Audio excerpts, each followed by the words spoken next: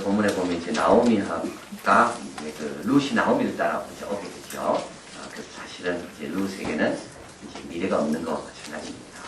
그래서 뭐 미래를 꿈꾸려면 어디 있어야 됩니까? 룻은 자기 고향에 아는 곳에, 아는 사람이 있는 곳에. 그래야지 거기에 좀 도움도 받고 아는 그 인맥을 통해서 룻은 이제 자기 미래를 새롭게 열어갈 수가 있는데 시어머니 따라서 이제 베들레헴에 오면 룻은 아무 연고도 없고 배경도 없고 아는 사람도 한 명도 없고 그렇다고 나오미가 뭘 많이 가지고 있는 것도 아니고 나오미는 이미 늙었고 빈털터리가 됐고 그래서 이제 그런 어떻게 보면 희망이 없는 곳으로 이제 오게 되죠. 그게 베들레헴 아닙니까? 그리고 우리가 지난주 말씀드린 것처럼 이 베들레헴에는 유명한 안 좋은 그런 이야기들이 거기에 있는 거죠. 베들레헴의 첫 여성 때문에 베냐민 지파가 없어질 뻔도 하고 베들레헴 출신의 제사장 한 사람 때문에 단에 그 제단이 하나 만들어지기도 하고 그래서 어떻게 보면 룻은 나오미를 따라오지만 그렇게 자기에게 유리한 곳이 아닙니다. 여러 가지로 봐서 그런데 이제 여기에서 룻이 보아스를 만나게 되고 그래서 룻이 결국은 이제 그 미래를 열어가는 것을 보게 됩니다. 그런데 오늘 본문에서 룻은 보아스를 만나려고 노력하는 게 하나도 없습니다. 그래서 오늘 보면 1절에 이렇게 나왔죠. 나오미의 남편 엘리멜렉의 친족 중 유력한 자가 있다. 이 말은 힘이 있는 자라는 말이죠. 부자라는 말입니다. 능력 있는 사람. 이런 능력 있는 사람은 충분히 룻의 미래를 바꿔줄 수 있는 사람입니다. 근데 룻은 이 사람을 알지도 못하고 만나려고 생각도 못해요. 왜냐하면 너무 거리가 멀리 느껴지기 때문에 룻의 형편과 보아스가 가진 것은 너무 차이가 많이 나요. 그래서 전혀 생각지도 못하고 만날 엄두도 내지 못했습니다. 그런데 이제 둘이 만나게 되고 이제 결혼을 하게 되고 이제 거기에서 다윗의 아버지 이세의 아버지인 오벳을 낳게 되고 이렇게 되는 거죠. 만나게 되는 겁니다. 자, 그래서 이제 우리도 이제 이런 사람 만나면 얼마나 좋겠습니까? 우리 자녀들이 이 유력자, 그 지방의 유력자를 만나서 그 사람이 줄 수 있는 많은 도움을 우리 자녀가 받으면 얼마나 좋겠습니까? 그래서 이런 좋은 사람 만나기를 우리가 늘 기도하잖아요. 어디 가더라도 좋은 사람 만나서, 왜냐하면 부모가 못 가니까 부모 대신 그 아이를 잘 도와주고 좋은 사람 만나면 이 아이가 참 외로운 데 가더라도 힘들지 않고 잘 지낼 수 있으니까 좋은 사람 만나기를 우리가 원하는데 오늘 본문에서 어떻게 하면 좋은 사람을 만날 수가 있는지, 좋은 사람 만나는 것은 그건 우연이 되는 게 아니라는 것을 이야기합니다. 좋은 사람 만나는 것은 그건 내한테 달려 있다는 것을 이야기합니다. 이미 보아스는 베들레헴에 있습니다. 이미 좋은 사람들은 마을마다 다 있습니다. 어디 가도 다 있습니다. 문제는 내가 좋은 사람이 되면 만나지게 되어 있고요. 내가 준비가 안 되면 아무리 좋은 사람이 내가 있는 이 가까운 데 있다 할지라도 못 만나는 거죠. 그걸 여기서 이야기하는 거. 룻이 어떻게 만났습니까? 룻이 보아스를 어떻게 만났습니까? 이 사람을 찾아다닌 게 아니고요. 오늘 본문에서 그걸 잘 이야기합니다. 첫째는 룻은 일하러 나갔습니다. 2절에 모압 여인 룻이 나오미에게 이르되 나로 밭에 가게 하소서. 집안에 있지 않고 밖으로 나간 겁니다. 나가면 만나게 돼 있는 겁니다. 근데 나가는 이유가 있죠. 놀러 나간 게 아닙니다. 사람 찾으러 나간 게 아니라 시어머니가 배가 고프니까 먹을 것을 얻기 위해서 나간 겁니다. 필요에 의해서 나간 겁니다. 한가하게 돌아다니러 나간 게 아니죠. 그런 사람은 못 만나요. 할 수 없이 나가야 되는 사람들, 할 수 없이 일해야 되고 할 수 없이 집에 있지 못하고 뭔가를 하기 위해서 밖으로 나가야 되는 사람들, 이런 경우는 오히려 기회라는 거죠. 집에 있으면 못 만나요. 그래서 하나님께서 룻을 밖으로 내보내기 위해서 집에 음식이 떨어지게 하신 거예요. 그래서 나가는 겁니다. 하나님께서 오히려 축복의 길로 인도하기 위해서 여기가 안전하면 여기 계속 머물려고 하는 본성 인간이 있으니까 나가는 거죠. 나갔습니다.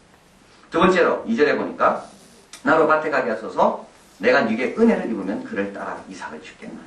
어떻게 또 만났습니까? 잘 따라갔기 때문에 만난 겁니다. 룻은요, 이 아는 사람 한 명도 없고 형편을 모릅니다. 언어도 모를 거예요, 아마. 근데 이삭을 죽으러 가긴 가야 되겠는데 사람들이 가는 곳으로 따라가면 아마 이삭을 죽는 것이 나을 것이다. 그래서 룻은 겸손하게 그 사람을 따라갔습니다. 은혜를 입는다는 말이 나오죠. 누이에게 은혜를 입으면 그들과 따라가서. 그래서 룻에게 은혜를 베푼 사람이 있다는 거죠. 같이 가자고. 그래서 룻은 겸손하게 그 사람 따라간 겁니다. 겸손하게 따라가니까 어느 밭에 갔습니까? 우연히 보아스의 밭에 들어간 겁니다. 겸손한 사람에게는 우연과 같은 좋은 기회가 늘 온다는 겁니다.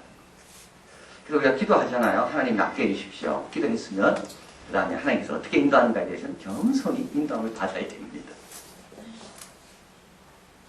하나님 내가 믿음이 성장하게 해주십시오. 이렇게 기도했잖아요. 그럼 믿음의 성장을 위해서 하나님께서 주는 게 여러 가지일 수가 있습니다. 내가 생각과 다른 걸 주실 수가 있는 거예요. 그러면 겸손히 그걸 받고 그것에 잘 순응해야지만 믿음이 성장하는 겁니다. 롯이 나올 때 틀림없이 기도했을 거예요. 내가 어느 밭에 가야 될지 모르는데 하나님 나에게 은혜를 주는 사람을 좀 만나게 하시면 내가 그 밭으로 가길 원합니다. 그리고 마음을 열고 있을 때 누군가 룻에 와서 친절히 해준 거예요. 그래서 룻이 어떻게 했습니까? 겸손하게 그 사람을 따라간 거예요. 우리도 참 주의해야 될 게 바로 이런 내용이죠. 기도는 다 해놓고 하나님께서 인도하시는 방법에 대해서 마음을 확 열고 있어야 되는데 그에 대해서 교만하고 마음을 딱 닫고 이건 아닙니다. 이런 방식은 안 됩니다. 하나님. 이런 사람 말고요. 저런 사람 말고요. 그러면은 은혜를 잊지 못한다. 그래서 항상 은혜와 겸손은 같이 갑니다. 은혜를 잊고 싶으면 겸손한 사람은 은혜를 입는다. 그래서 네게 은혜를 입으면 그를 따라가서 이삭을 죽겠나이다. 그래서 그 사람 따라가서 보아스의 밭에 들어간 겁니다. 그래서 성경에 보면 나아만 장군 이야기가 나오죠. 문둥병에 걸렸습니다.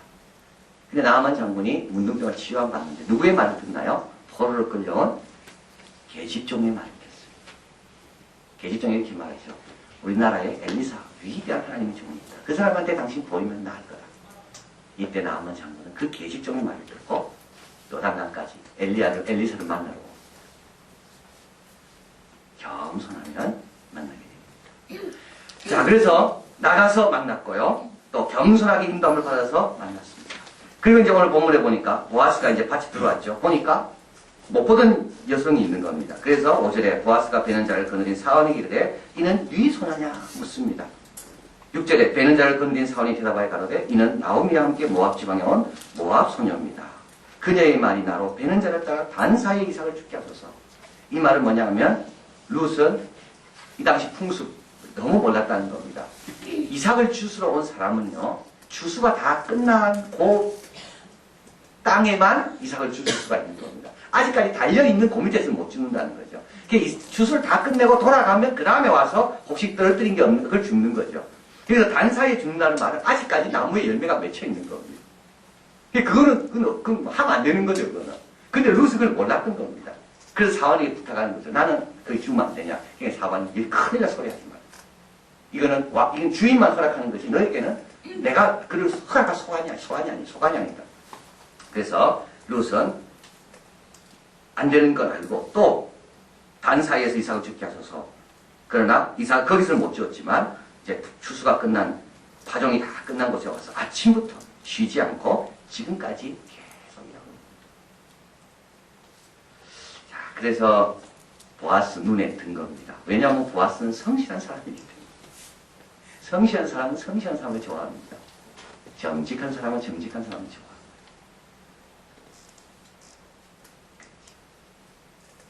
그래서 내가 정직한 사람이 되면 내 옆에 정직한 사람이 붙게 되어 있고 내가 신실한 사람이 되면 내 옆에 신실한 사람이 붙게 됩니다.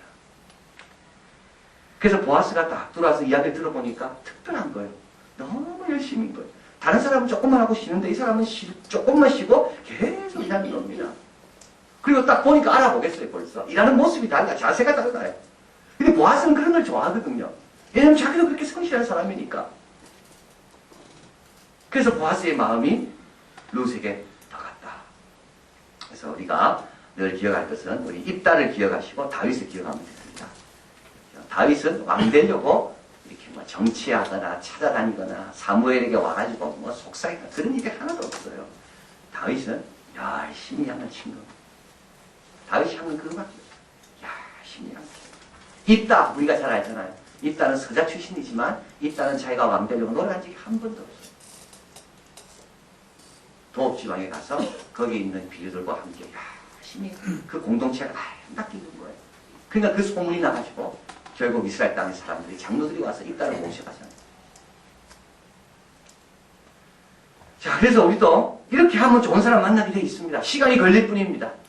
시간이 걸릴 뿐입니다. 그런데 이제 여기서 중요한 깨달음은요, 이제 보아스는 룻에게 이제 남편이 돼주면서 후손을 줄 수 있는, 또 룻의 미래를 바꿀 수 있는 그런 유력한 자고, 유력한 자고. 룻은요, 또 룻도 보아스에게 줄 게 있다는 거.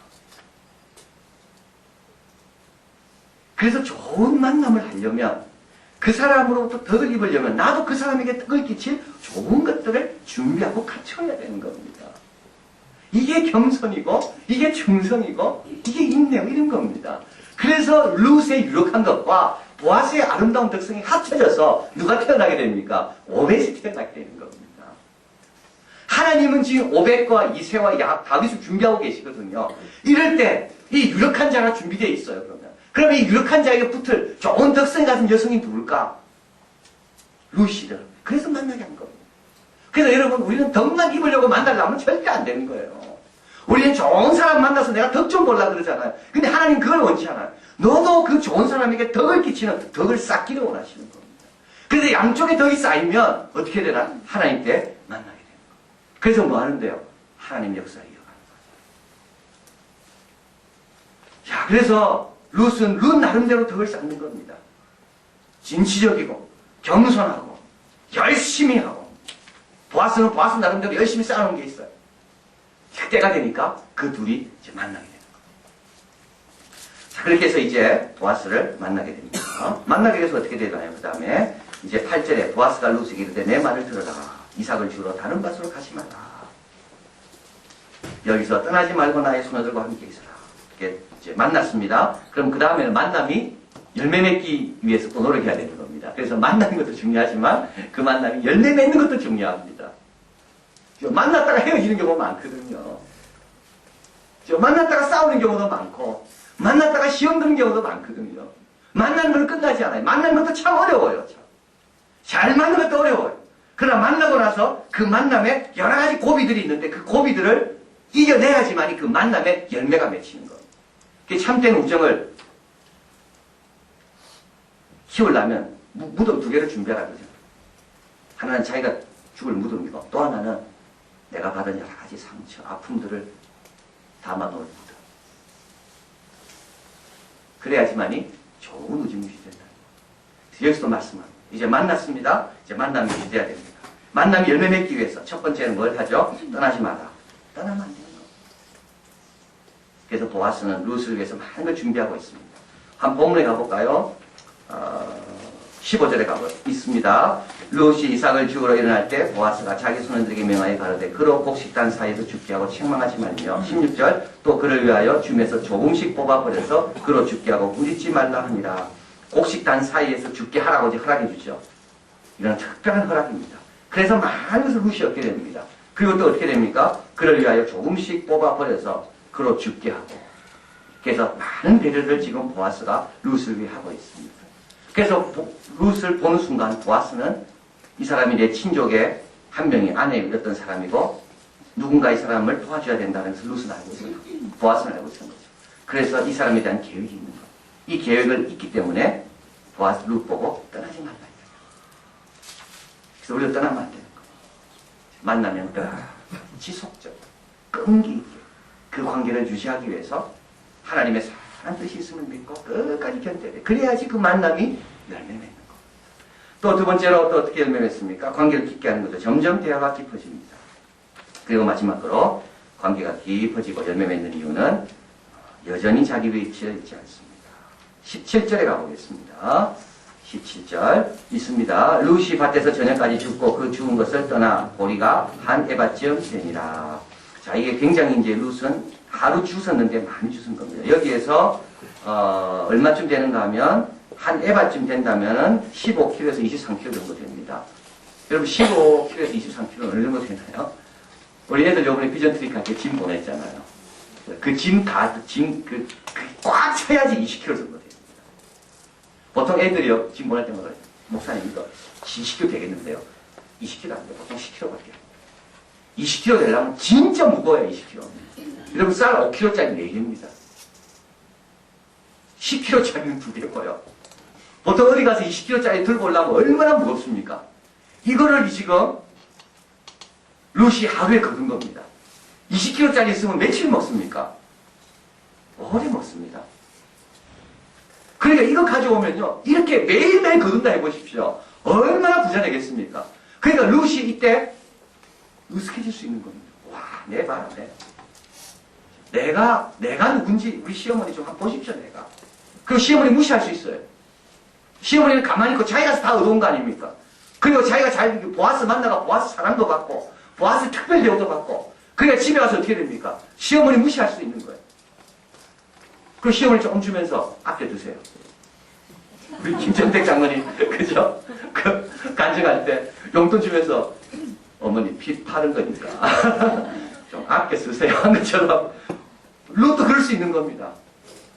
내 보라고 내가 얼마나 내가 특별하냐고. 이 이방 땅에 와가지고 내가 모압 사람이지만 아무도 모르는 데 왔어. 내가 이렇게 수완이 좋아서 이렇게 많은 소득을 벌었다고. 그 다음에 시어머니 말 안 들을 거예요. 근데 룻은 그러지 않았어요. 자, 이게 우리가 조심해야 될 겁니다. 이게 참 우리가 늘 조심해야 될 겁니다. 룻은 다시 돌아왔어요.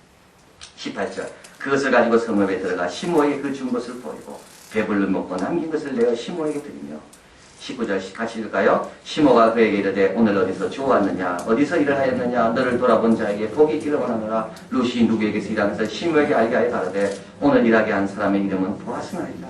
20절 나오미가 자보에 이르되 여호와의 복이 그에게 있기를 원하노라. 그가 생존한 자와 사망한 자에게 은혜 베푸기를 그치지 아니하노라. 나오미가 또 그에게 이르되 그 사람은 우리의 근속이니 우리의 기업물을 자중에 하나이니라. 예, 나오미가 중요한 정보를 주죠. 뭐라고요? 어떻게 하면 어떻게 되면 그 사람이 너를 아내로 맞이할지도 모른다. 왜냐하면 기업물을 대를 이어줘야 돼. 그 책임을 맡은 그 우리 근속이 바로 보아스라는 겁니다. 만약에 시어머니에게 저 겸손히 모든 사실을 다 알리지 않았더라면 룻은 이거 못 들었을 겁니다. 그리고 시어머니가 또 이야기합니다. 22절 나오미가 잡을 룻에게 이르되 내 딸아 너는 그 소녀들과 함께 나가고 다른 밭에 가서 사람을 만나지 아니하는 것이 좋다. 결국은 이래를 했기 때문에 룻이 보아스의 아내가 된 겁니다. 만약에 룻이 이렇게 많이 얻어온 것을 가지고 경거망동하고 자중하지 않고 절제하지 않고 한 번 얻은 걸 가지고 교만하고 그래서 자기 마음대로 행동했다면 룻과 보아스의 만남은 열매 맺지 못하는 거예요. 거기서 끝나는 거. 소년들과 함께 어울려 다니고 밭에 가서 일도 안 하고 쉽게 얻어온다는 거 생각하고 또 내가 가면 또 20몇 킬로 얻어오겠지 그 생각하고 아침부터 밤까지 열심히 일하지 않는다면 보아스가 아이고 내가 잘못 봤구나. 23절 이에 룻이 보아스의 소년들에게 가까이 있어 보리 추수와 밀 추수를 마치기까지 이삭을 주었습니다. 그리고 시므와 함께 거했습니다. 끝까지 충성한 거죠. 그래서 결국 어떻게 됩니까? 결국은 보아스의 아내가 되고 보아스에게 좋은 것을 주고 보아스의 좋은 것을 받을 수 있는 그래서 다윗의 할아버지를 낳는 그런 귀한 여정이 되었다.